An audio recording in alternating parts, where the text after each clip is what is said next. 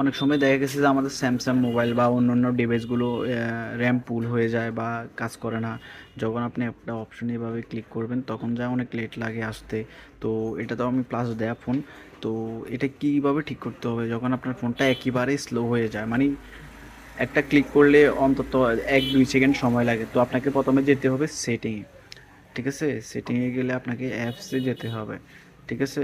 তো আমি step by step বলে দিতেছি। অ্যাপসে গেলে আপনি ধরেন এই ক্রমটা, ঠিক আছে? এটাতে অনেক এমবি খাইছিল। তো আমি এটা ক্লিক করলাম। ঠিক আছে? তো ক্লিক করলে এখানে যে থ্রি একটা আইকন দেখতেছেন, এই যে থ্রি কর্নারে, তো এখানে ক্লিক করবেন। ক্লিক করে এটা আপনি আনইনস্টল করে দেবেন। ঠিক আছে?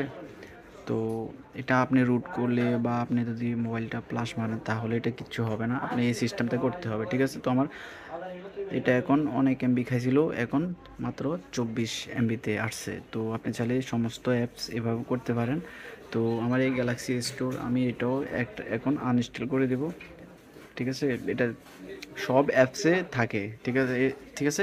তো এটার র্যামটা পুল হয়ে যায়। পুল হয়ে যাওয়ার কারণে এটা আপনার কাজ করে কম। তো বন্ধুরা, আপনি যদি আপনার মোবাইলটা স্পিড করে নিতে চান তো এরকম সিস্টেম করতে পারেন।